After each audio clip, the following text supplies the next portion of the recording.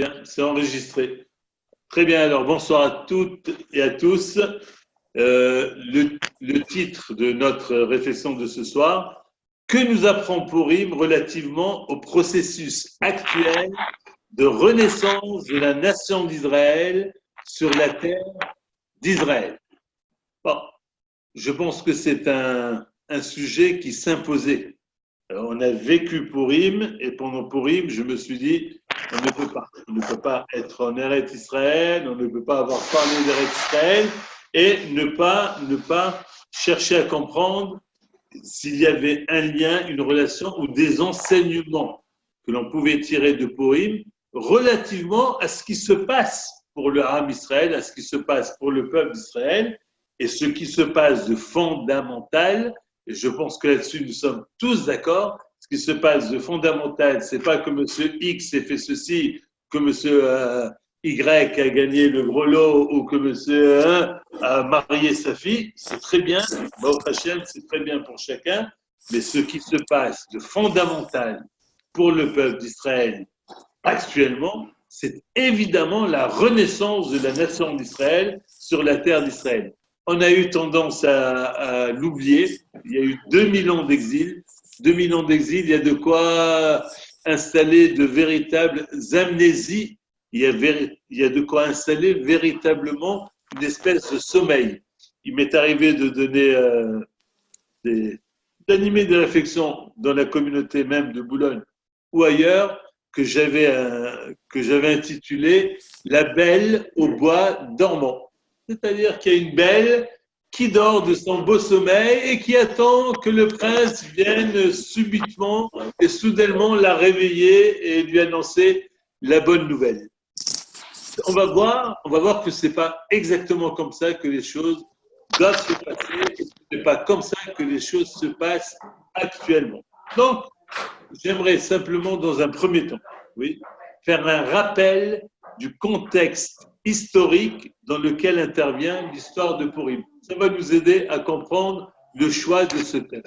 Est-ce que l'un d'entre vous peut me situer le contexte historique de cet épisode extraordinaire de Purim? Ça se passe dans quel contexte par rapport au peuple juif? Quelle est la réalité de ce peuple à ce moment-là? C'est un peuple en exil. C'est un peuple en exil. Là, c'est un peuple en exil. C'est un peuple en exil. Est-ce que c'est un peuple en exil qui a maintenu vivante, éclairante, lumineuse la flamme nationale dans sa conscience et dans son cœur? Très caché, quoi. C'est une question. Pardon? C'est enfoui. C'est enfoui, mais c'est pas officiel.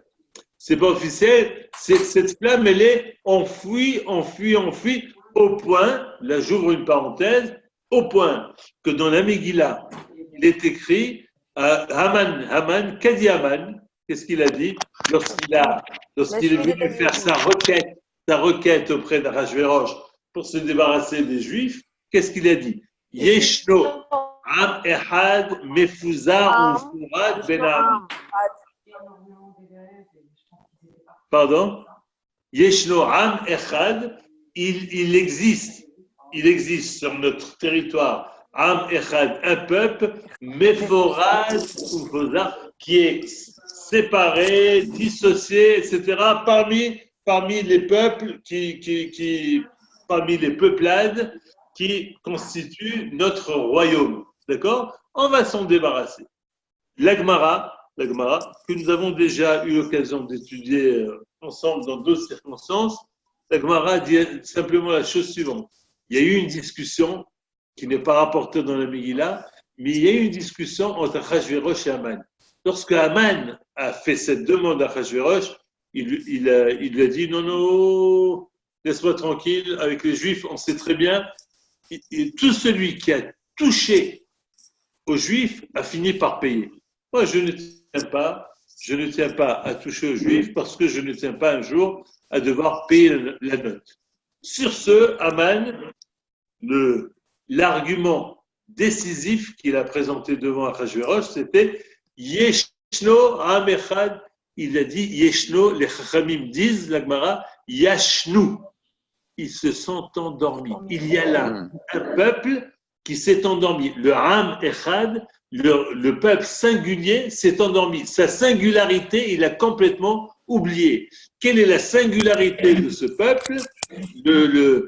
La Torah nous le dit et le Zohar nous l'explicite. La Torah nous dit Goy Echad Ba'aretz, oui, c'est un peuple unique sur terre, et le Zohar vient tout de suite nous éclairer. Attention, ne traduit pas peuple unique sur terre, non.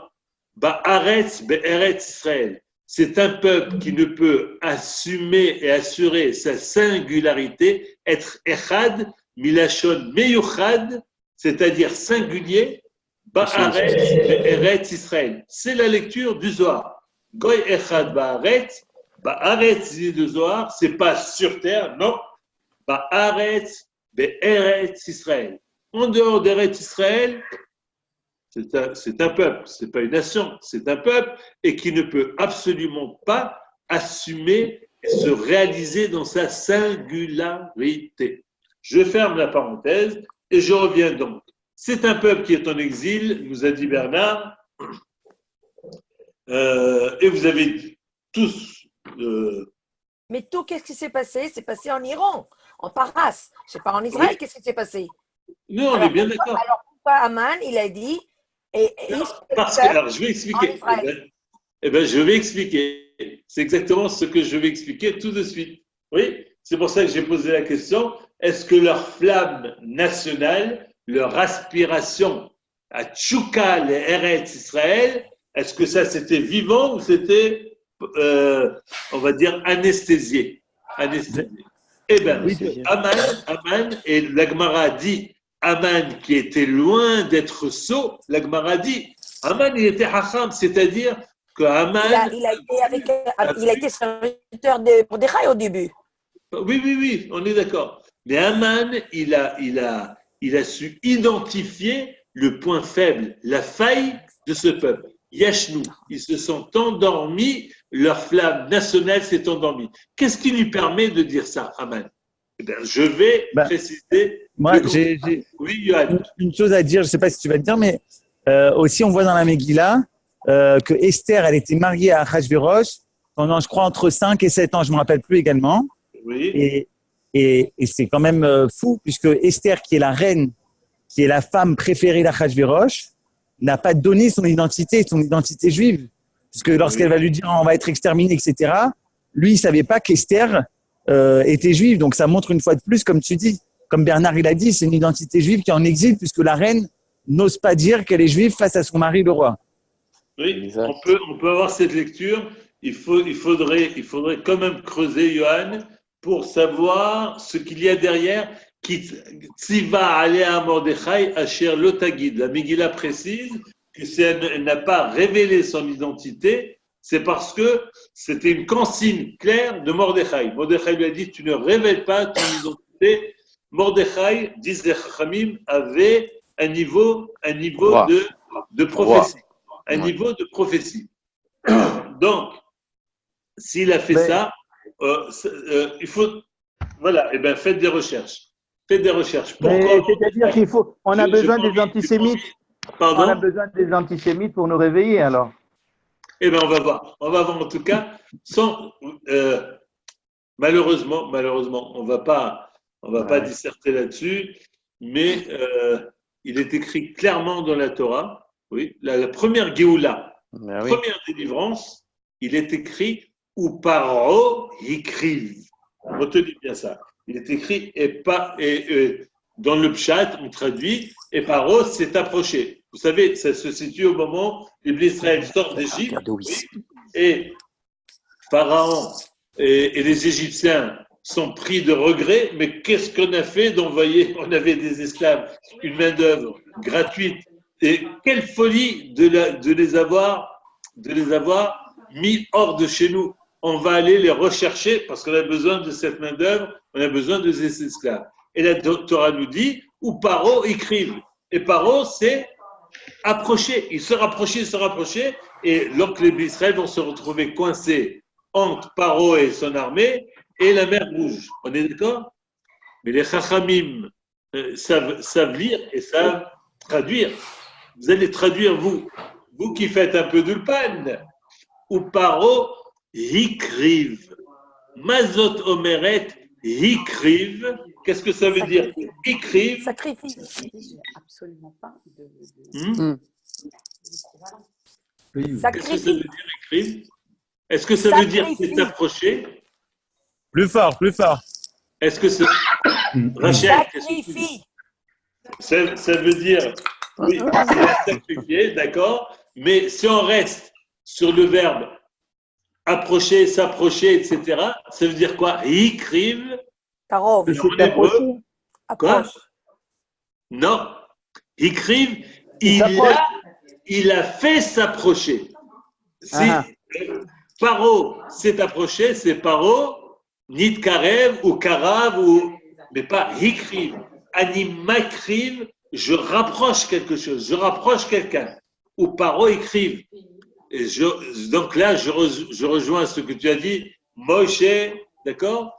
Qu'en réalité, les Chachamim nous disent que Paro, oui, l'ennemi, l'antisémite, en faisant ça, il a rapproché les enfants d'Israël d'Akadosh Baruch Hu parce que, oui, les Israël ont levé les yeux vers le ciel pour implorer l'Éternel. Et parfois, c'est comme ça. Dans l'histoire, il a fallu parfois que les Israël soient un peu, pas un peu seulement, parfois gravement titillés pour qu'ils lèvent les yeux vers Akadosh Baruch Hu. Je ferme la parenthèse et je reviens donc à notre contexte. Dans quel contexte se déroule l'histoire de Purim? Je vais tout de suite vous le dire. Dans le livre de Yeshayahu, Isaïe, Memdalet,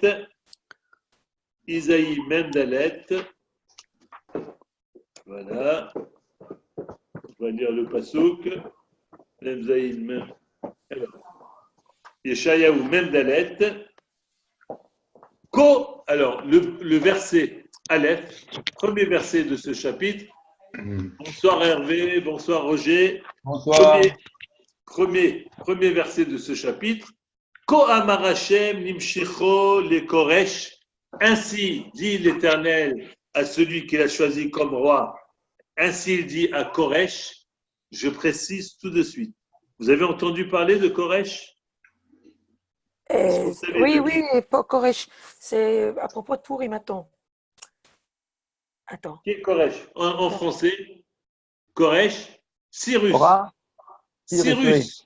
Cyrus. Alors, retenez bien. Ko amar Hashem nimshicho le Koresh. Ainsi s'adresse l'Éternel à celui qu'il va désigner comme roi à Koresh. Oui. Je passe et j'arrive au verset. Après, je vais vous situer ça pour montrer à quel point c'est une prophétie qui date.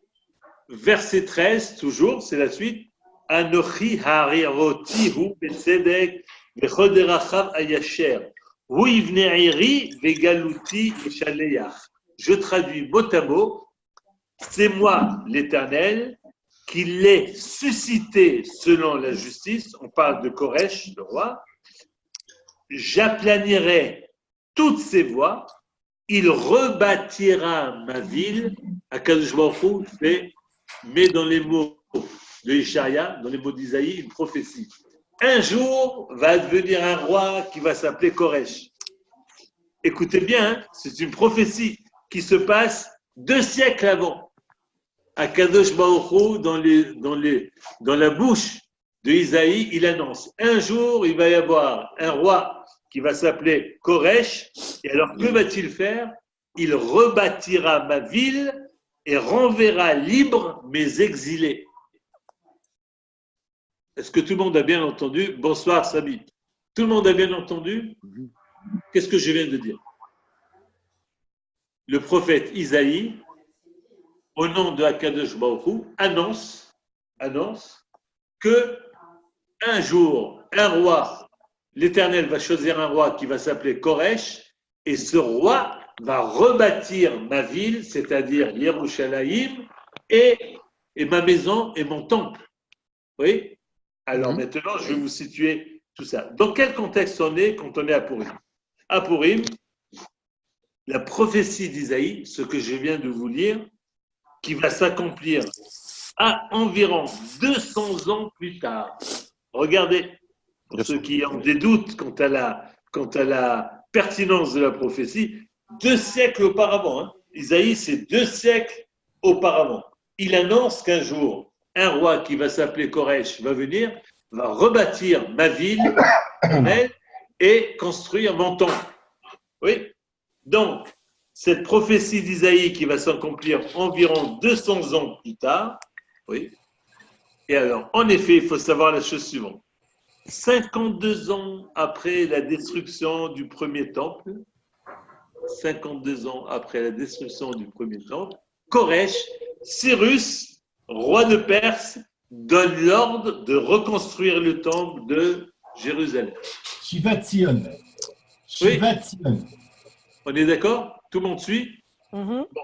Et alors, et ça, quel rapport avec l'histoire de Purim? Eh bien, sachez, mes amis, que cela se passe 2 ans avant le premier épisode de la Megillah. Donc, on redit les choses. 2 ans avant le premier épisode de la Megillah, le roi de Perse, qui s'appelle Cyrus, Koresh, décide de reconstruire le temple à Yerushalayim et, je vais le dire avec mes mots, et distribue des visas à tous les Juifs qui veulent quitter la Babylonie, quitter l'exil pour aller rejoindre Yerushalayim et aller de nouveau prier et s'adonner au culte de Akadosh Baruch Hu dans le Beth Amikdash. Il distribue des visas à tous les Juifs qui veulent le suivre. Est-ce que l'on situe?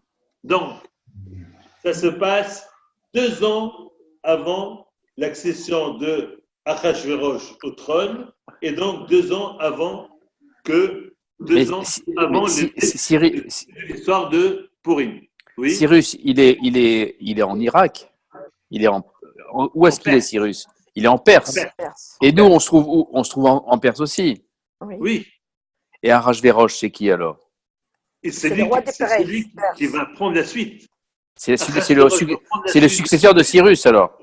Pardon, oui, c'est le successeur de Cyrus. Voilà, c'est ça que j'ai dit. D'accord, c'est bon.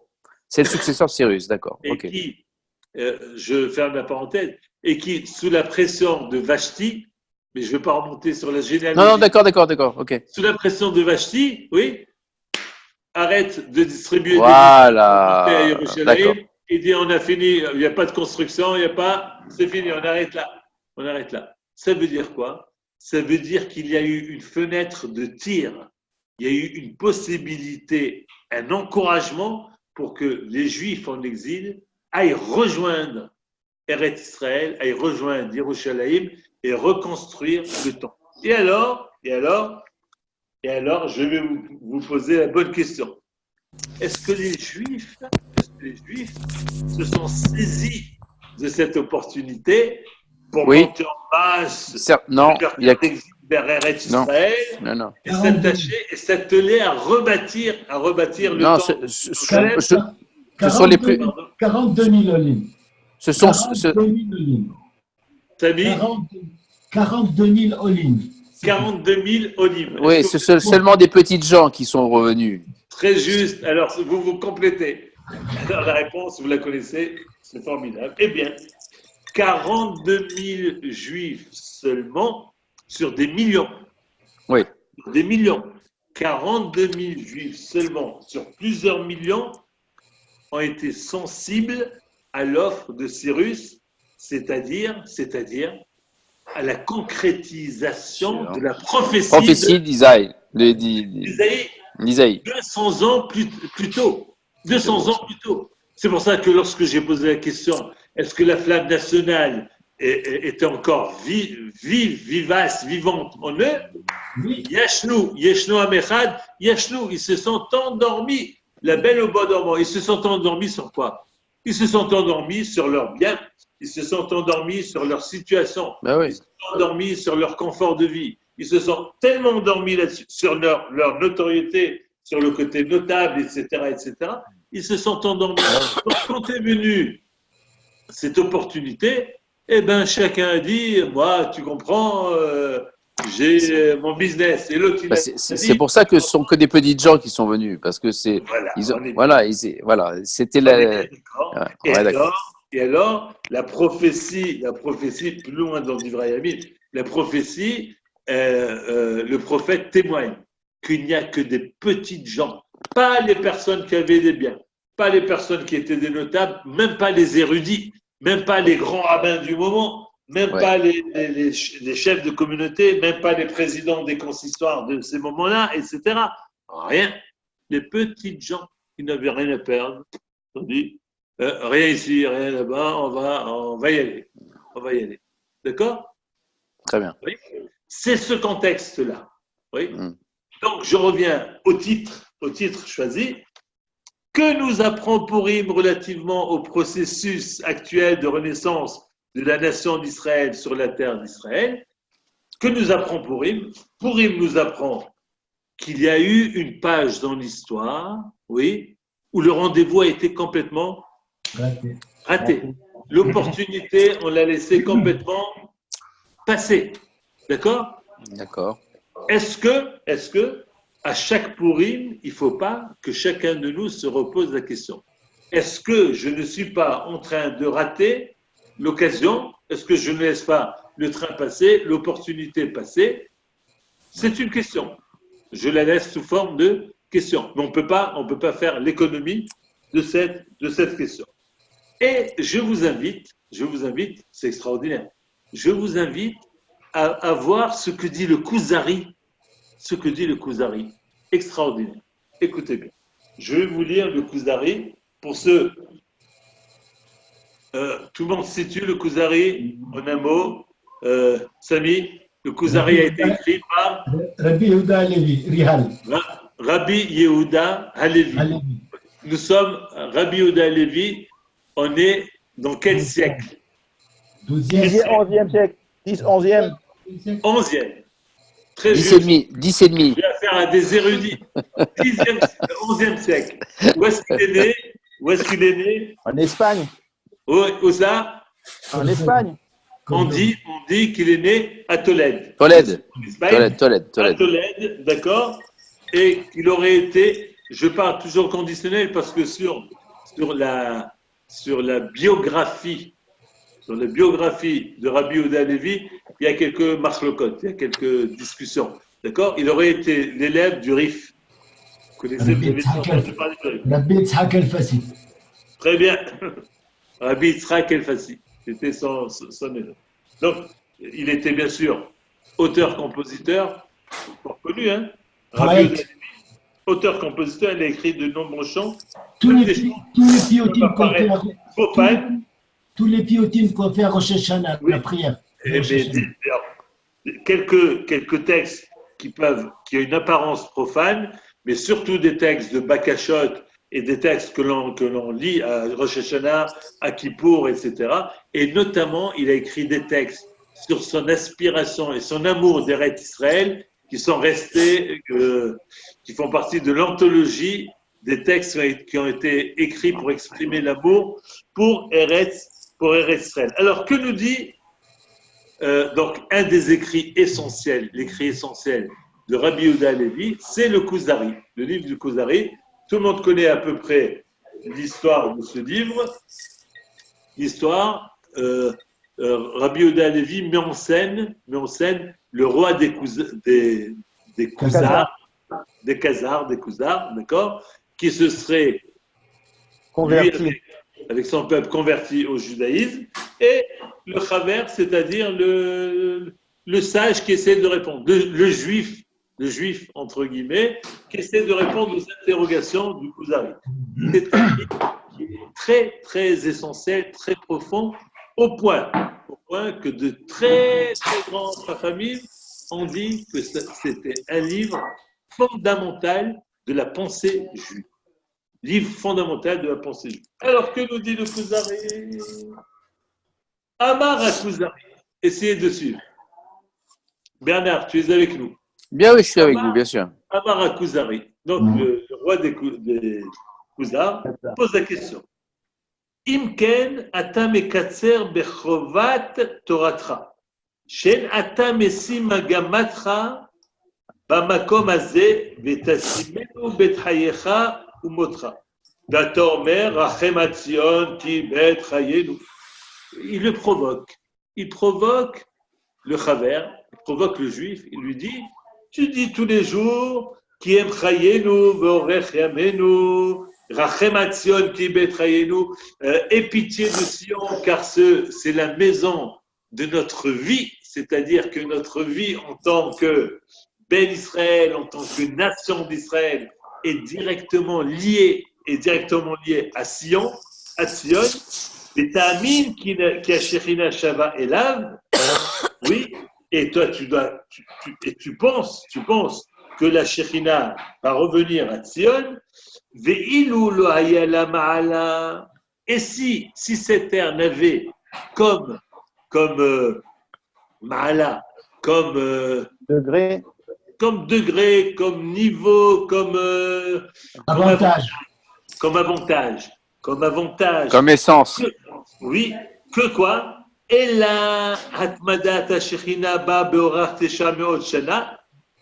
Si on ne retenait au bénéfice de cette terre que le fait que pendant 9 siècles, oui, la Shechina habitait cette terre, Hayami Nadin, il eût été normal, naturel, chez Tirsefena, Anefashot et Karotla, ou Zakenaba, que toutes les âmes, tous les êtres qui ont un cœur qui bat et une neshama, aspirent à monter, à rejoindre ce Dieu.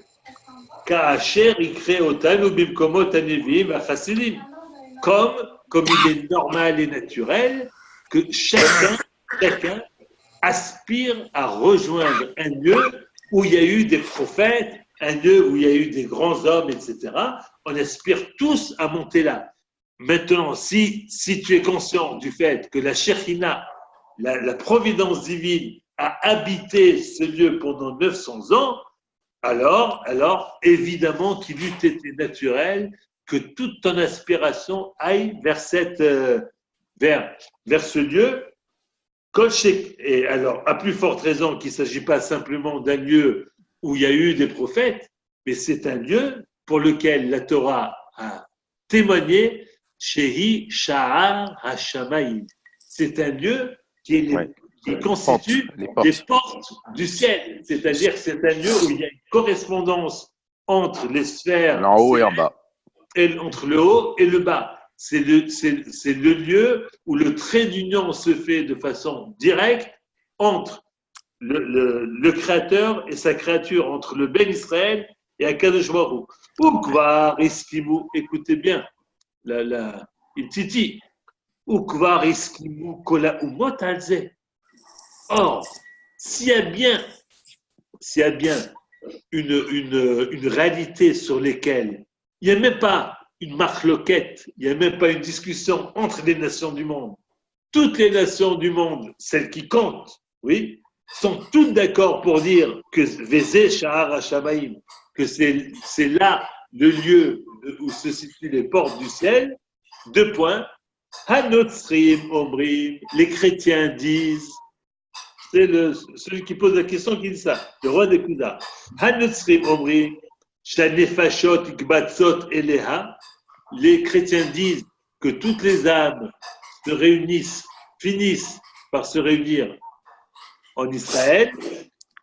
Mimena Ma'alin Otan et Shamaim, et c'est de là-bas qu'elles connaissent leur ascension vers le ciel. D'accord? C'est une étape, un passage obligé. Pour qu'une âme puisse rejoindre le ciel, disent les chrétiens, il faut que cette âme commence dans une première étape par rejoindre la terre sainte. L'âme doit rejoindre la terre sainte, et c'est une fois qu'elle a rejoint la terre sainte qu'elle peut rejoindre son créateur, qu'elle peut rejoindre le ciel. C'est un passage obligé, puisque c'est Sha'ar HaShamayim.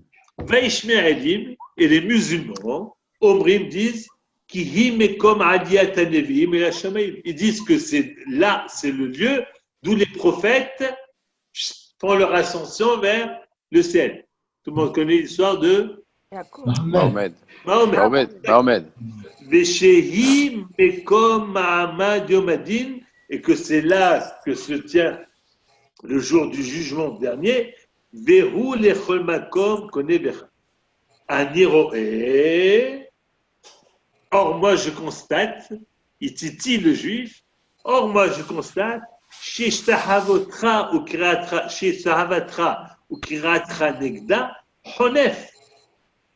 Je constate que le fait que tu pries en direction de Jérusalem, tu te prosternes en direction de Jérusalem, c'est du cinéma, Honef. Tu fais du cinéma. Pourquoi? Au minhag bilti kavana. Ou alors c'est une espèce de tradition que tu fais comme un robot qui continue à prier en direction de Jérusalem, et à se prosterner en direction de Jérusalem. Ou kvar rayu avotechem arishonim boharim la durba yoter mikol mekomot molatan. Or, si tu as un peu de mémoire, tes ancêtres, Abraham, Yitzhak et Yaakov, oui, ont tout fait pour résider sur cette terre, alors que cette terre n'avait pas d'histoire, Akadosh Baruch Hu n'avait pas déjà résidé là, etc. Eux, Uboharim Hagerutba, Yoter Mishiyu Edrachim Bimkomotam. Ils ont préféré, qu'est-ce qui traduit? Ils ont préféré être des étrangers, oui, en Eretz Kenaan, plutôt que des citoyens à part entière chez eux. Abraham. Oui, Abraham. Abraham, Terah. Abraham. Lot. Évidemment. Regardez Abraham. Abraham, il aurait pu très bien aller par exemple, enterrer sa femme dans sa patrie, etc. Quand il lui a fallu un lieu, juste une parcelle de terrain pour enterrer sa femme, il a fallu qu'il passe par ceci et cela, allez demander pour moi, faites-moi un peu, etc., etc. Il a vécu comme un étranger sur cette terre, il a préféré vivre comme un étranger plutôt qu'un citoyen reconnu de tous et qui avait tous ses droits sur sa patrie, là où sa famille vivait, là où son père vivait, là où son père était un notable, etc., etc. D'accord? Kolze, im shelo haïta ba'etaï, nir'ita shechinaba. Or, bien que à ce moment-là, oui, on ne peut pas dire que cette terre avait une histoire relativement à la providence. L'histoire commence maintenant avec Abraham. Abraham, Yitzhak et Yaakov vont absolument tenir à pouvoir résider en Eretz Israël. Aval, Haïta Mele Azim, et au moment où ils ont tout fait pour vivre en Eretz Kenaan, est-ce que c'était un lieu saint? C'était un lieu d'idolâtrie. Et malgré tout ça, ils n'avaient qu'un désir, c'était de résider sur cette terre. Et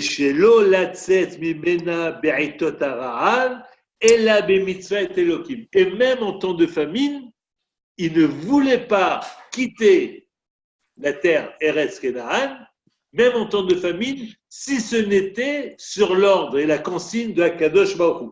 Vehayu mevakshim nisoratzmutam eleha, et ils ont tout fait pour aspirer et résider sur la terre d'Israël. D'accord? Oui, donc ça c'est la question. Tout le monde a compris la question du Kuzari. La question du roi des Kuza, je ne comprends pas ce que tu fais. Tu fais du cinéma, tu pries en direction de Jérusalem, etc. Mais je ne te vois pas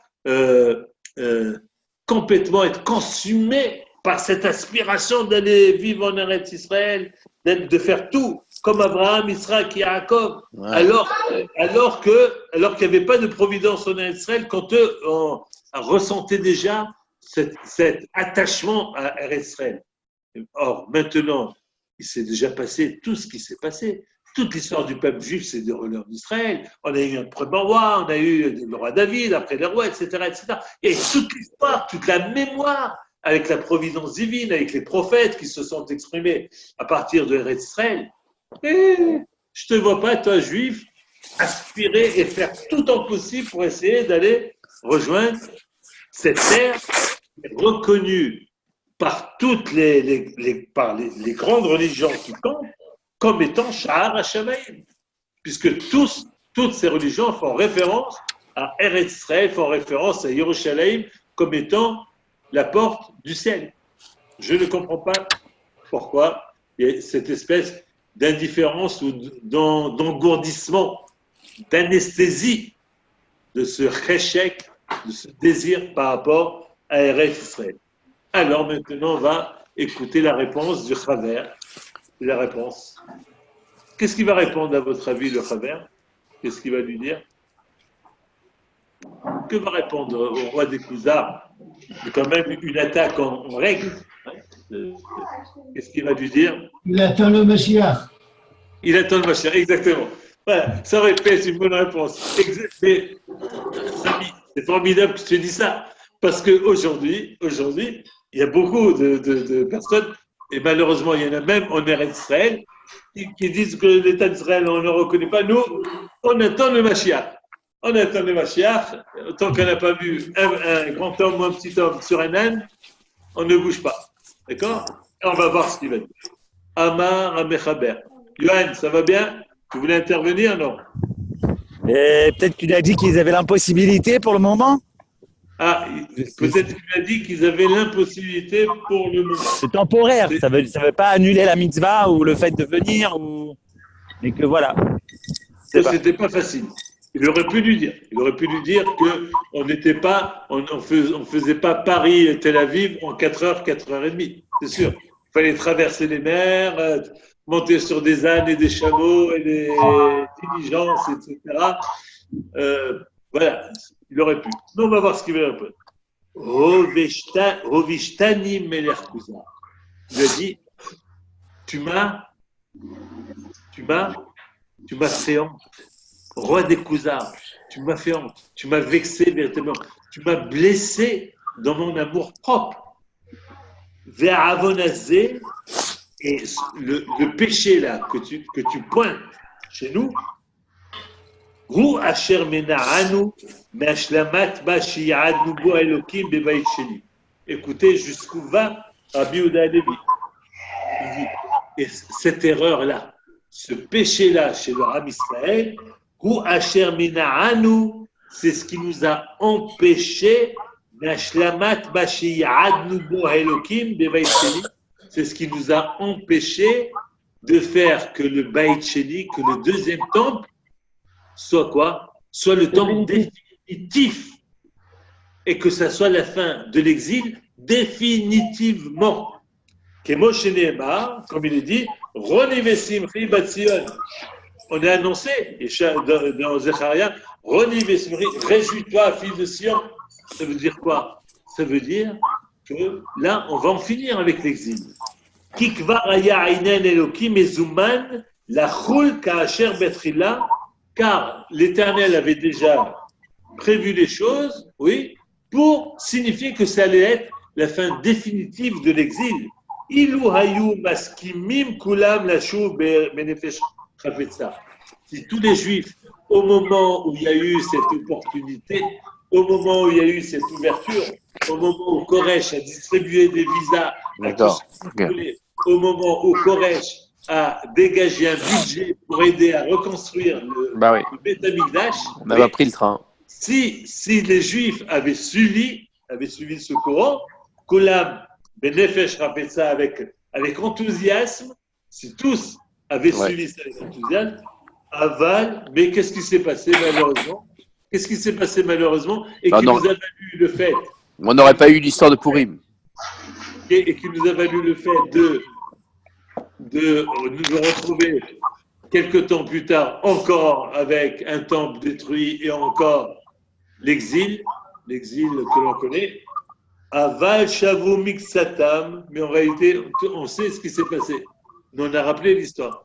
ne sont revenus en Eretz Israël à cette occasion, Mixatan, la minorité des minorités des minorités, Ruba Mugdolehem, alors Mixatan, Venishharu, Ruba Mugdolehem Bevavel, et sont restés en Babylonie la grande majorité des Juifs, et tous les gens qui comptaient, toutes les personnes qui comptaient parmi le peuple juif sont restés en Babylonie. Pourquoi?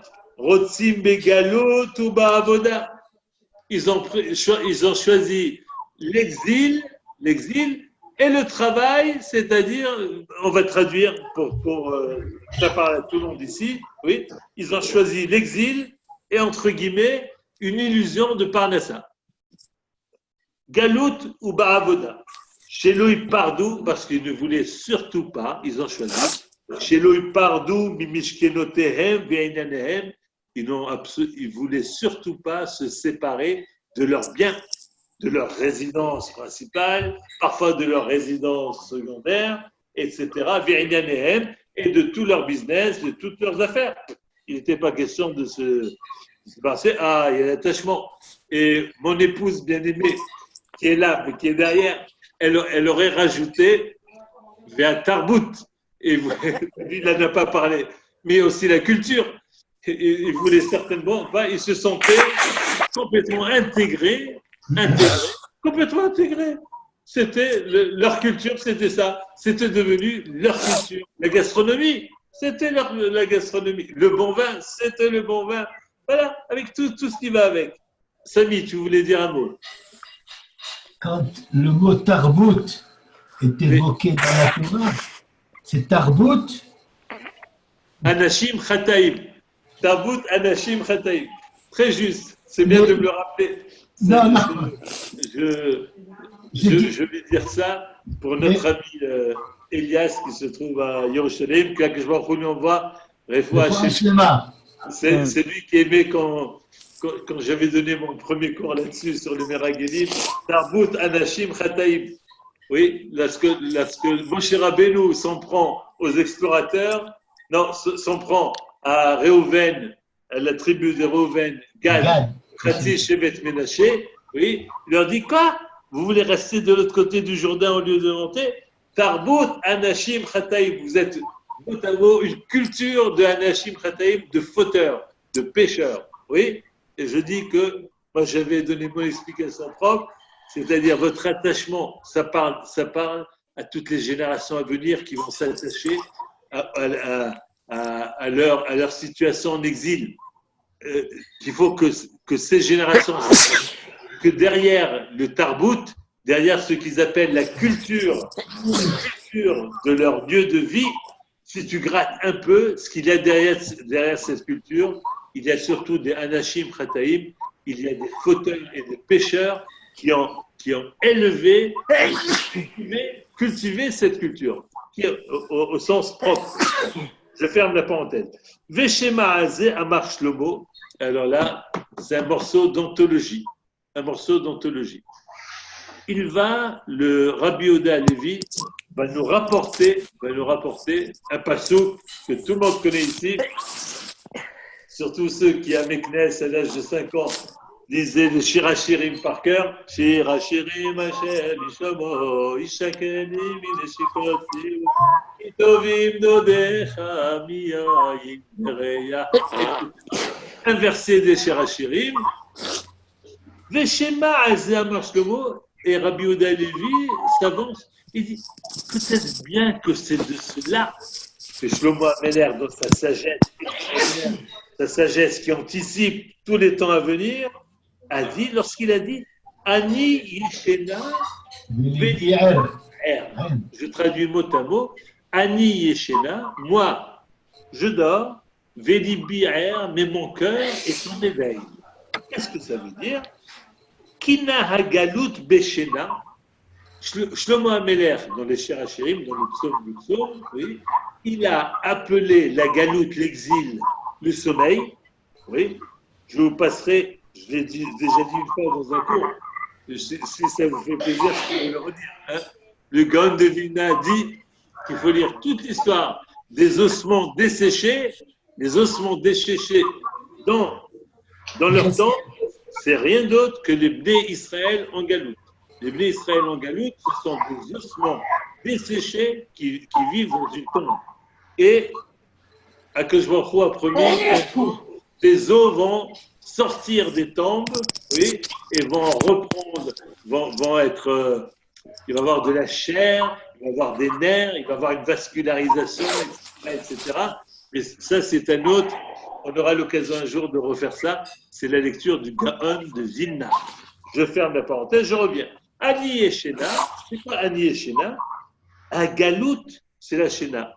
L'exil, c'est le sommeil. C'est ce que j'appelais tout à l'heure la belle au bois. Non.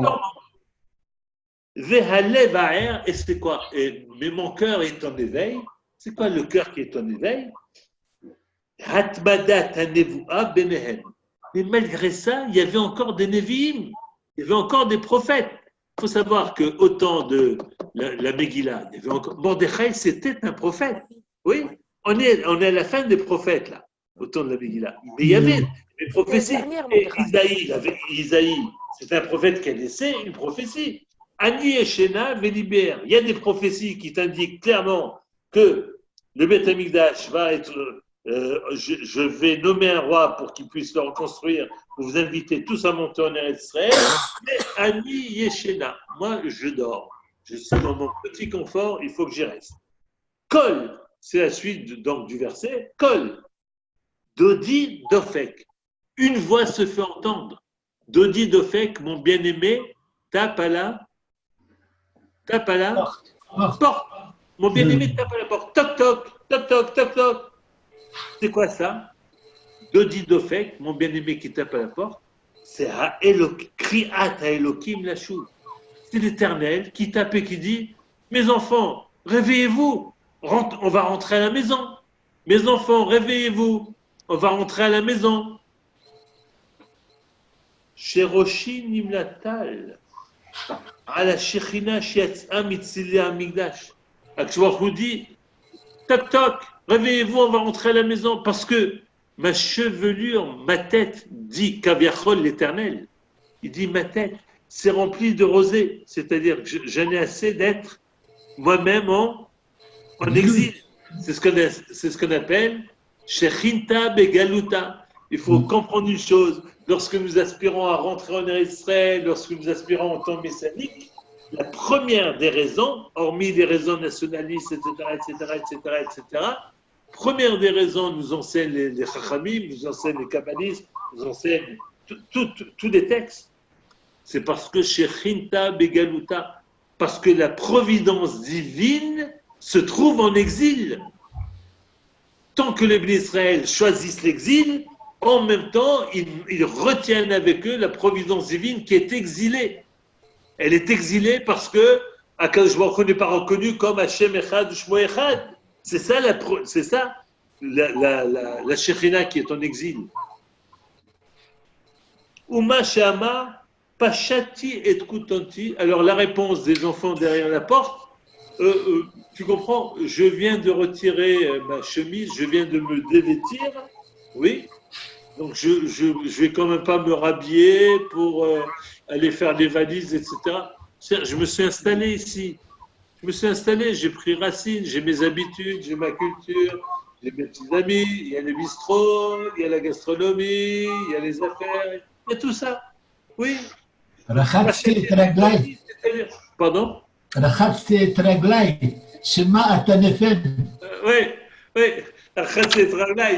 Oui, je me doucher. Si je me lève, je risque de me salir les pieds à entreprendre ce voyage, je risque de rencontrer des difficultés, peut-être que mes pieds vont se prendre dans des obstacles, peut-être que l'Alia, ce n'est pas quelque chose qui coule de source et qui est simple, oui. Ça, Al-Hatzlutam, la chauve, tout ça, dit le Kuzari, dit le Rabbi Oda Levi, qui met ça dans les mots de Shlomo Amelech. Ça vient exprimer leur fainéantise pour faire les valises et rentrer à la maison. Dodi Shalach Yado Minachor. Mon bien-aimé a envoyé sa main au travers du petit trou. על העזרה שהיה פוצר בהם ונחמיה והנביאים. C'est-à-dire qu'Akadosh Baruch Hu, il n'a pas lâché prise. Quand ils ont dit, oh, on est bien ici quand même, on vient de se mettre au lit, on a trouvé un confort, on a trouvé un confort de vie, etc. Non, non, pas maintenant, on verra ça peut-être plus tard, etc. Akadosh Baruch Hu, il n'a pas lâché prise. Akadosh Baruch Hu, il a envoyé des Nevi'im à Ezra pour réveiller le peuple et tous les Nevi'im, pour réveiller les Nevi'im qui ont précédé les Nevi'im d'après. Tous les Nevi'im, c'est en lit. Pourquoi on étudie, nous, les prophètes? Parce que les prophètes ne parlent pas qu'à leur temps. Et vous savez quel a été, ce que dit la Gemara, quels sont les prophètes? Vous savez qu'il y a eu plus de prophètes que les livres des prophètes qui ont été retenus. Quel a été le critère? Quel a été le critère pour retenir tel prophète plutôt qu'un autre? Qui est-ce qui connaît la réponse? C'est Nirteva les Dorot. Juste. Voilà, Johan, bravo. Chez Nirteva les Dorot, n'ont été retenus que les prophéties, oui, qui trouvent leur pertinence et leur résonance, pas simplement dans la génération où elles ont été dites, mais qui sont pour toutes les générations à venir. C'est-à-dire, ce sont des prophéties qui ne parlent pas qu'à la génération du prophète, mais qui nous parlent à nous. D'accord? À chaque génération. Alors, ça c'est soldé par quoi? Il y a un petit nombre qui est monté. Et ils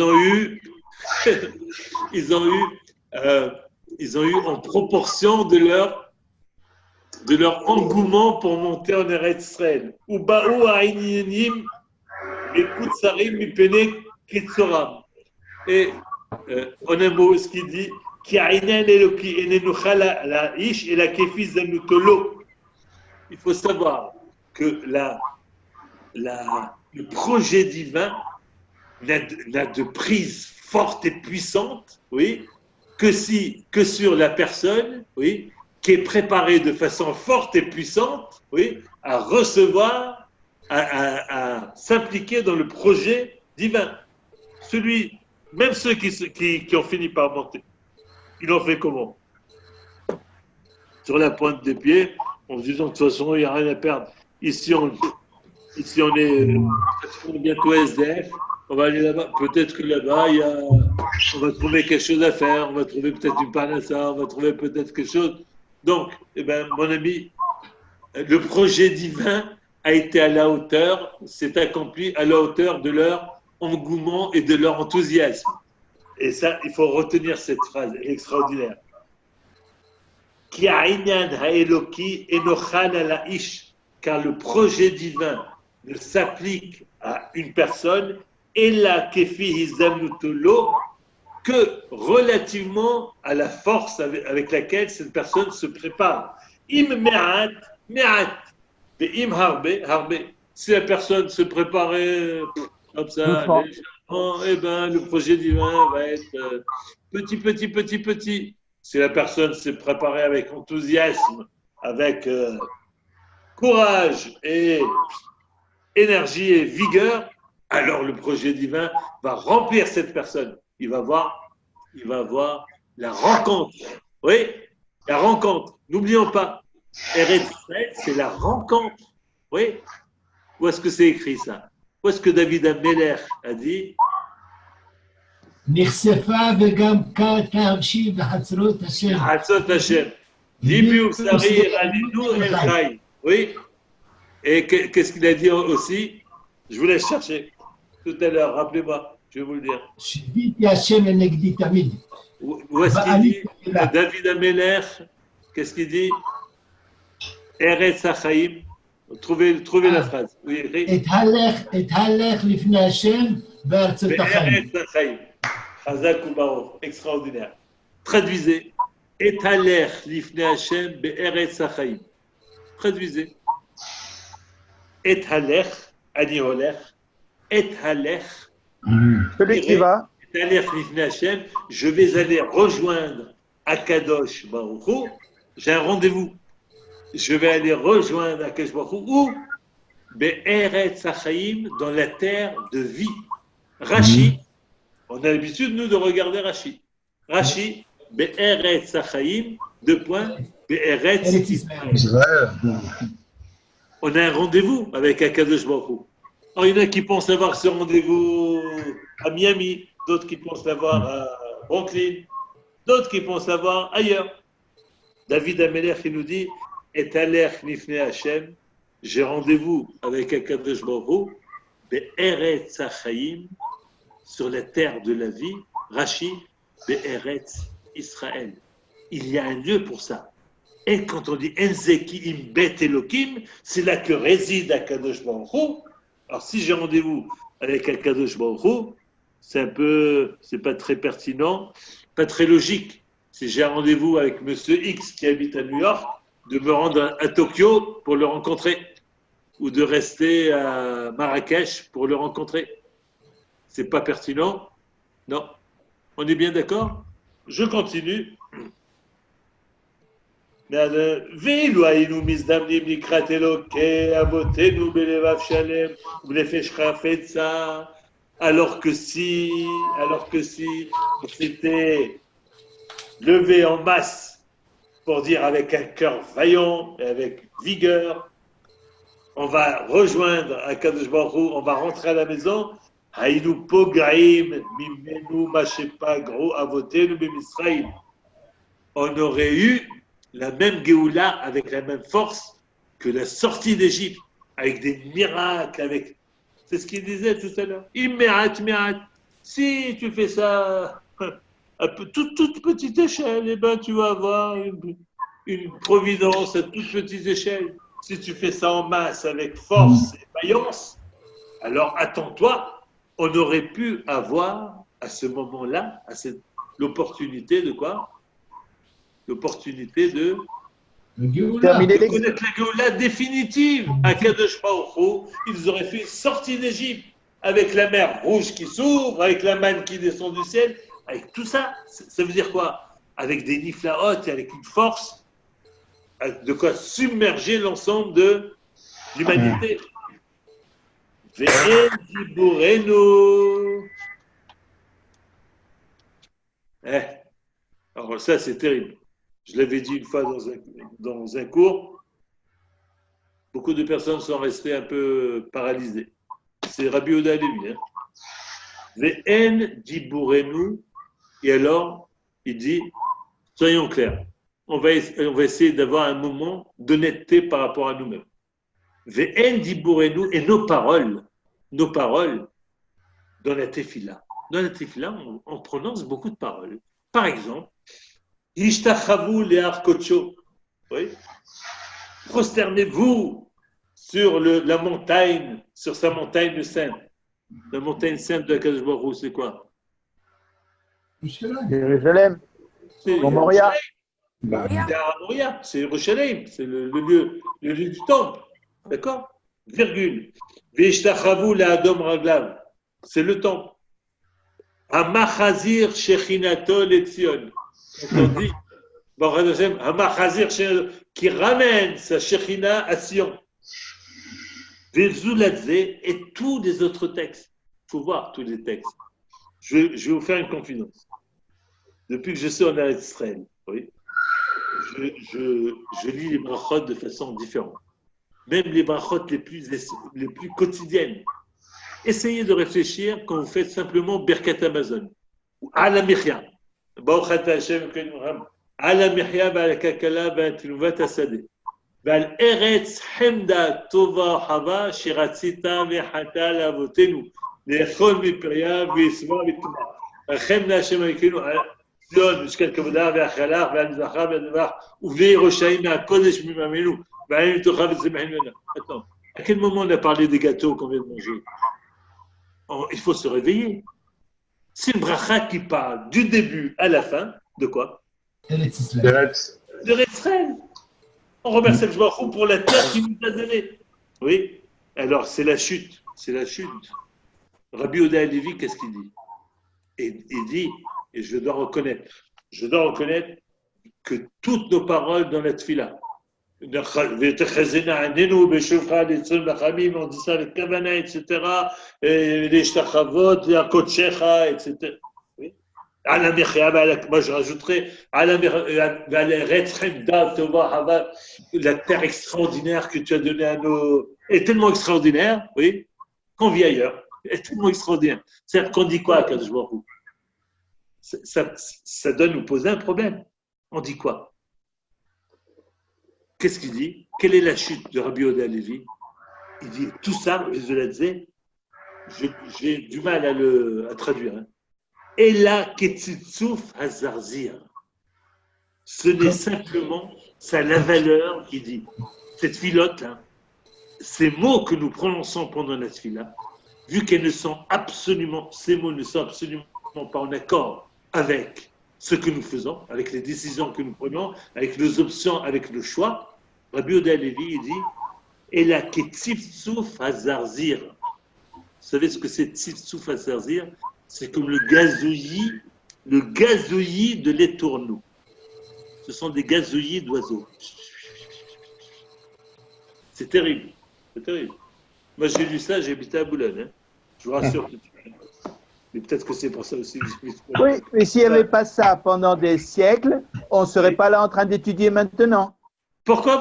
Explique-moi. Pourquoi? En Israël, on n'étudie pas? Si, mais c'est-à-dire, ça nous a permis, bien qu'on ne comprenne pas tout, d'avancer dans la prière et dans les mitzvot et tout ça. Moshe, il n'est pas question de remettre en question, il n'est pas question pour moi de remettre en question l'avancement de chacun. Il y en a parmi nous et en dehors de nous qui reviennent de très, très, très, très loin. Et Baruch Hashem, c'est extraordinaire qu'on soit ce soir en train d'étudier ensemble. Là-dessus, nous sommes d'accord. Et ici, il n'y a pas un juge ici. On n'est pas en train de juger, on est en train d'étudier.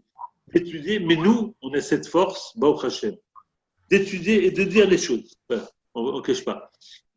Ce que nous faisons là, oui, il y a des lieux, des communautés, des rabbins qui n'étudieront jamais ce texte avec des fidèles. Oui, pour une raison simple. Ça dérange. Ils ne veulent pas mettre les fidèles mal à l'aise. Parce que eux-mêmes, ça les mettrait mal à l'aise, etc., etc., etc. Donc, c'est pas le sujet là n'est absolument pas de remettre en question les options de chacun. Mais c'est ce qu'on appelle une piqûre de rappel, en sachant parfaitement hein, que pour nous tous, ça a été comme ça. Pour nous tous, la graine que l'on sème un jour finit par donner ses fruits. D'accord? Oui, on n'est pas dans une course. On n'est pas dans une course. On n'est pas en train d'essayer d'arriver le premier. Non.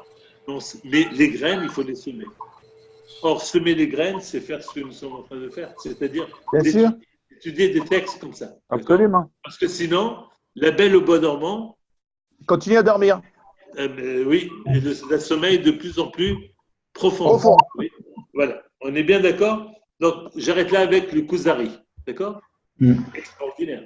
Maintenant, quand on lira le Shir HaShirim, oui, on comprendra de quoi nous parle Shlomo Amelech lorsqu'il dit Ani Eshena Veliber Kol Dodi Dofek Pitrili Rayati Yonati Tamati Shiroshin Imnatal. Oui, vous savez que c'est ce qu'il dit là, c'est le Zohar. Hein? Le Zohar dit Shiroshin Imnatal, Maïn Imnatal. C'est quoi Imnatal? Akadosh Baruch Hu dit parce que je suis en train de recevoir la rosée du matin depuis des siècles, oui, parce que vous ne bougez pas. Je suis dehors, en dehors de ma maison, en dehors de mon lieu où je devrais être. Je ne parle pas de la je parle de la Shekhinah, la providence divine. C'est-à-dire que la providence divine est en exil, ça veut dire qu'elle est voilée. La main de Akadosh Baruch Hu, on ne la voit pas de façon claire et nette. Elle est voilée. Alors qu'Akadosh Baruch Hu, en Eretz Israël, avec la majorité du peuple d'Israël qui revient en Eretz Israël, et les peuples du monde vont voir ce que c'est qu'un peuple qui est en connexion avec son Dieu. Ça fait des étincelles, ça fait des merveilles. Oui. Et c'est à ce moment-là que le Navi nous a dit, lorsque vous serez dans cette situation, alors vous serez hors la goïm. Alors là, vous serez le phare des nations. Alors, tout le monde va vous regarder avec admiration parce que vous allez donner le vécu réel de ce que peut être une relation entre un peuple et son Dieu. Une relation où le Dieu et le peuple vivent en communion, vivent dans une relation serrée. Et là, ça donne un vécu qui n'a rien à voir avec ce que l'on peut voir Be'umot ha'olam. D'accord? Je ferme le Kuzari et nous continuons. Ah, le temps passe vite. Nous continuons. Est-ce qu'il y a des questions à ce niveau-là? Oui? Est-ce que c'est bien d'avoir resitué un peu l'histoire de Purim par rapport à ça? Vous comprenez pourquoi on ne pouvait pas passer Purim comme ça, hein? Parce que, et là je vais ouvrir quand même une autre parenthèse. Je ne sais pas qui était là, j'ai déjà raconté ça, mais c'est tellement parlant que c'est formidable. Qui était là lorsque nous avons reçu dans la communauté de Boulogne le Rav Stenzalt? Vous connaissez tous le Rav Stenzalt? C'est le traducteur. Il y a le chasse Stenzalt. C'est lui qui a traduit tout le chasse de l'araméen à l'hébreu et qui a ouvert l'étude de la Gemara, du Talmud, à des millions de personnes à travers le monde pour lesquelles le Talmud était fermé. Parce que l'araméen, qui sont ceux qui ont fait l'araméen en première ou en deuxième langue? Il n'y en a pas beaucoup. Hein. D'accord? Est-ce que parmi vous, il y en avait qui étaient là lorsque, dans la communauté de Boulogne, nous avions reçu le Rav Stenzalt? Tu étais là? Oui, je crois que j'étais là. Tu étais là. C'était du temps où il y avait encore le rabbin Tuitou. Donc, voilà. Ça fait combien de temps que le rabbin Tuitou est parti? 15 ans. Une quinzaine d'années? Bon, on va dire une quinzaine d'années. Le Rav Stenzalt était venu dans la communauté et on avait fait un dîner, je me rappelle. J'ai eu le sroud d'être avec le rabbin Tuitou à la table avec le Rav Stenzalt. Je regrette toujours de ne pas avoir posé 1001 questions. On était certainement intimidés. Bon, Rav Stenzalt a pris la parole. Alors, vous savez, qu'est-ce qu'il nous a raconté? Ça devait être peut-être peu de temps avant Pessah, c'est un peu dans ces temps-là, d'accord? Il nous a raconté la vie des enfants d'Israël, la vie des Hébreux à Eretz Goshen. Oui, ils sont arrivés à Goshen, ils se sont installés, il y en a qui ont construit des villas, il y en a comme ça. Ouais. Et petit à petit, ils sont entrés dans la vie, ils sont intégrés, et leurs valeurs morales ont commencé à décroître, etc., etc. Voilà, c'est un peu la description de... Voilà, il est allé s'asseoir. Le rabbin Tuitou et moi, oui, on doit vous le dire, hein, on était un peu déçus. Pourquoi on était déçus? Je ne sais pas si vous imaginez qui est le Rav Stenzalt. C'est une encyclopédie vivante. On pensait qu'on allait avoir un Dvar Torah qui allait apporter des références de toutes les pages du Talmud, du Midrash, de ceci, de cela, un Dvar Torah avec des étincelles, un feu d'artifice de Torah. Parce que cet homme-là, il est capable de faire un feu d'artifice de Torah. C'est-à-dire tu restes complètement. Il nous a décrit la vie des Hébreux à Eretz Goshen. Le lendemain, on s'est rencontrés de nouveau, le rabbin Tuitou et moi-même. On s'est regardé. On s'est dit, quelle chokhma. On a tous pensé, c'est pour ça qu'on était déçus, qu'il a parlé des Juifs en Égypte, à Goshen. Il nous a tendu un miroir. Il nous a dit, il ne nous l'a pas dit directement, il nous a dit, je vais vous parler de vous. Voilà. Les Juifs à Goshen, c'est vous. Vous êtes arrivés, vous êtes installés, il y en a qui ont des villas, il y en a qui ont de beaux appartements, d'autres de petits appartements, il y en a même qui ont des secondaires, etc., etc. Voyez, Achazou Ba. La Torah est finie comme ça. Les Bnei Israël sont arrivés en Égypte.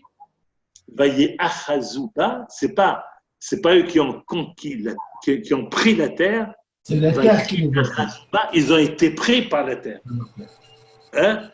Fut pris celui qui pensait prendre. Non, Ils pensaient conquérir la terre. Ils ont été pris, absorbés par la terre, par la culture, par le truc. Ils ont été assimilés.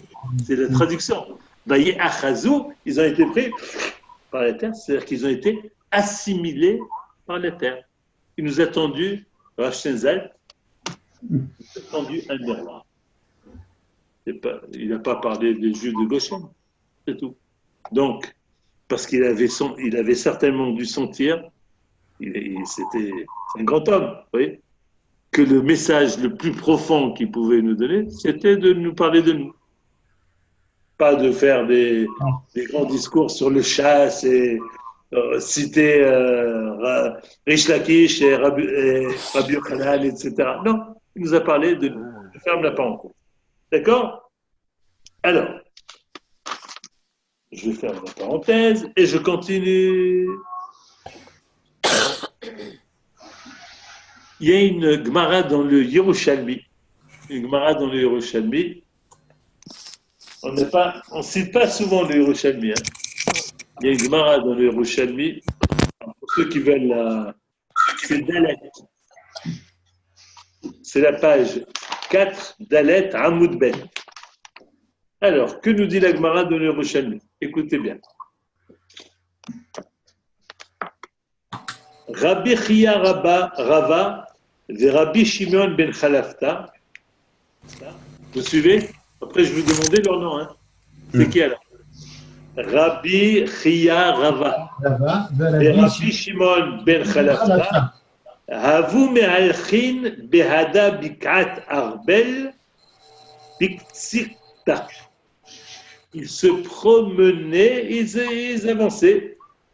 Behada bik'at arbel, sur une bik'a. C'est quoi une bik'a? Vallée. Une vallée de Arbel. Bikrisata. Bikrisata, c'est voilà,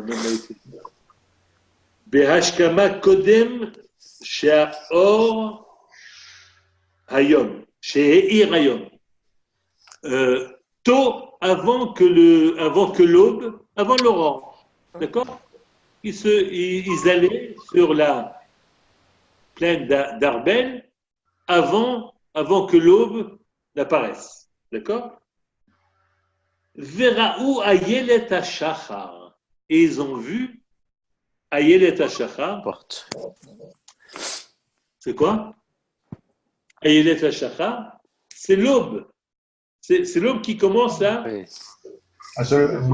apparaître. C'est l'aurore. D'accord? Ayelet HaShachar, chez Baka Ora. Voilà. Commencer à poindre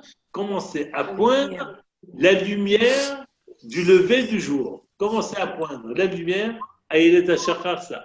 D'accord? J'ouvre une parenthèse, mais on ne va pas en parler ce soir. Le Mizmor qu'on lit à Purim, Al Ayelet HaShachar, Mizmor. Ah oui, exact. Les Chachamim disent c'est Esther Amalka. Je ferme la parenthèse. D'accord? Amar Rabbi Chia Rava, les Rabbi Shimon ben Chalafta. Ça, c'est des discussions entre les Chachamim, c'est extraordinaire. Hein? Ils n'ont pas dit qu'est-ce que tu as joué au tiercé, toi, hier? Est-ce que c'est les numéros qui sont sortis, etc. Non. Regardez les discussions. Amar Rabbi Chia Rava, les Rabbi Shimon ben Chalafta. Birabi, il l'appelle comme ça, Birabi, c'est un titre honorifique. Kachi Geulatan chez l'Israël. Ce que nous voyons là, oui, l'aube qui pointe, la lumière de l'aurore qui pointe, qui commence à poindre, Kachi Geulatan chez l'Israël, c'est ainsi que va s'effectuer la délivrance, la Géoula du Ham Israël. Pitrila, au début, Kima, Kol shehi holechet, hi rabba veolechet. Au début, ça va se faire, moi je traduis Kima, petit à petit, je traduis step by step, petit pas par petit pas. Et petit à petit, l'oiseau fait son nid. La Géoula du Ham Israël va se faire comme ça. Maïta. Pourquoi? Pourquoi? Qu'est-ce qui m'autorise à dire ça? À dire que pourquoi je dis pas la Géoula du Ham Israël va se faire Keher Ephraïm, comme tu n'as même pas le temps de dire aïe que pac, hop, Mashiach est venu, tac, cause d'information, Mashiach est venu, ciao. Qu'est-ce que ça veut dire? Pourquoi? Ki eshev bachosher Hashem orli. Parce que qui eshev bachosher Hashem orli. Quand je vais être installé dans l'obscurité, l'Éternel va m'installer la lumière. Bitrila, karbatrila. C'est ainsi, c'est pour ça, vous allez voir que Purim, on ne quitte pas Purim. Karbatrila, c'est ainsi que, suivez, on va citer 3-4 versets de la Megillat Esther. Ouais. Batrila ou Mordechai, Yoshev Besha'a Amelech. Au départ, on me dit, et Mordechai était installé, le Sha'ar Amelech, à la porte du palais royal. D'accord? Il ne mange pas de pain, hein? Il était à la porte du palais royal. Ve'achakach, ve'kach Haman et Alevush ve'etafsus. Après, on est monté d'un. Haman a pris l'habit royal et le cheval sur lequel était monté le roi, pour y mettre qui dessus? Pour mettre qui dessus? Sabi. Pour mettre? Mordechai. Oui, c'est évident. Pour mettre Mordechai dessus et dire Kacha Yaaselaï, Asher Amelech, Chafetz, Bikaro. Ainsi sera fait. Ouais. Alors, au départ, regardez, étape 1, où Mordechai Yoshev Beshar Amelech. Mordechai était assis à la porte du palais royal. Étape 2, Haman prend les habits royaux et le cheval royal et installe Mordechai dessus. Berhakach, mais pas d'emballement, hein. Il n'est pas devenu roi, Mordechai. Non. Ce qui suit, c'est quoi? Vayashov Mordechai et Sha'ar Amelech. Après cet épisode où Mordechai a pu être acclamé, oui, il est retourné pour s'asseoir à la porte du palais royal. D'accord? Verhakach, quatrième étape, où Mordechai yatsa midifne Amelech, midvush matzot. Et Mordechai est sorti de chez le roi avec des habits royaux. On est monté. Ve'achakach, l'Aïhoudim aïta ora ve'simcha ve'sason vikar. Et après, et pour les Juifs, c'était aïta ora, la lumière, simcha, la joie, ve'sason vikar, tout type de joie. D'accord? Qu'est-ce qu'on retient là? Qu'est-ce qu'on vient de dire? Qu'est-ce qui peut me résumer? Alia. Oui. C'est-à-dire, on a deux Tanaïm qui se promènent, l'un à l'autre. Tu vois, l'aube qui est en train de poindre, la première lumière de l'aube, eh bien, tu veux que je te dise, la Géoula, la délivrance du peuple d'Israël, va se faire comme ça, de façon très progressive. L'aube, ce n'est pas quelque chose de tac, non. Progressivement, la lumière l'emporte sur l'obscurité, progressivement. Et d'ailleurs, à cette réalité que l'on rencontre dans la nature, oui, il y a une correspondance avec une réalité historique. Et la réalité historique, c'est l'histoire de Megillat Esther. Au début, où Mordechai Yoshev Sha'ar Amelech. D'abord, il est installé à la porte du palais royal, en dehors. Après, Aman il prend les habits, et l'habit Mordechai il le met sur Cheval. sur le cheval royal. Mais après Mordechai, il descend du cheval, il a fini son tour, il vient, il se remet, il s'assoit de nouveau à la porte du palais royal. Mais l'étape d'après, Mordechai sort du palais royal avec les habits royaux. Et l'étape d'après, la Yehudi Maïta Ora Vesimcha Vesazunka, ça embrase, la joie embrase l'ensemble du peuple d'Israël. D'accord? Oui. Donc, tu vois bien qu'au niveau historique, c'est la même chose. Ce qui se passe au niveau de la nature a une correspondance au niveau historique. Et ce que l'on retient, ce qu'il a voulu nous faire retenir, mais on continuera la prochaine fois, Bezrat Hashem, on ne peut pas s'arrêter au milieu comme ça. Retenez la notion de Kima. La délivrance va se faire step by step. Pour conclure, mais on reviendra là-dessus parce qu'il y a encore beaucoup de choses à dire. Il faut expliquer cette mara. Cette mara, elle est porteuse de beaucoup d'enseignements. On a appris avec toi dans la Mishnah on a appris avec toi dans la Mishnah du Rav Kook, oui. La notion de Kima. Tout à fait, on est entièrement d'accord. On est entièrement d'accord. Et alors, je vous le dis tout de suite, ce Kima est un démenti direct pour ceux qui attendent la venue du Mashiach pour faire un premier pas. Ceux qui disent, ceux qui n'ont pas compris, et ça tu fais bien de citer le Rav Kook. Le Rav Kook, parce que le Rav Kook, et ça, je pense avoir fait des efforts pour faire passer cette idée, le Rav Kook parle toujours de la délivrance de la Géoula comme étant un tahalir. Retenez ce mot. Tahalir, ça veut dire un processus. C'est pas du tout un phénomène brutal. C'est pas du jour au lendemain, tac, on annonce le Mashiach est venu. Pas du tout. Ouais. Ceux qui font ça vont attendre très longtemps. Un jour, ils vont se réveiller, ils vont voir que le processus de la Géoula s'est fait sans eux. Ils n'ont pas été acteurs du processus de la Géoula. Le processus de la Géoula est engagé, et en tout cas, pour ceux qui auraient pu, parce qu'il y en a encore aujourd'hui qui pensent ça, il y en a encore aujourd'hui qui disent, mais tant que le Mashiach n'est pas venu, on n'a pas à monter en Israël. On attend que le Mashiach soit venu. Parce qu'ils pensent que le Mashiach, c'est un événement ponctuel. Tac, le Mashiach vient.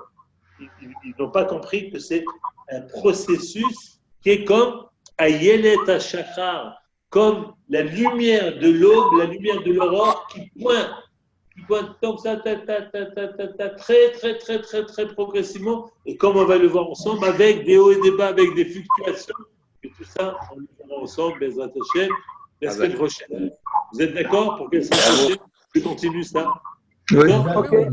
Est-ce qu'il y a des questions? Non? Johan, tu veux conclure? L'amnatiach à la Yelet Hashachar. C'est Esther. Oui. C'est ce que j'ai dit. Je ne sais pas là. Ça marche. Parce que Ayelet Hashachar, c'est une étoile, Kochav. Et Esther, en persan, c'est une étoile.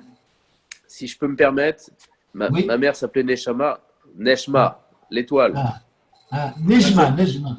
Alors, ça tombe bien. Tu fais bien de te permettre, puisqu'on a dédié cette étude à l'élévation de son âme.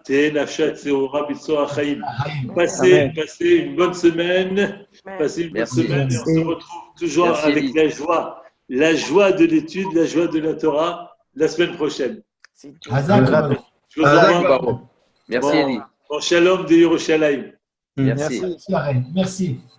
Bonne semaine à tous. C'est vrai. Merci.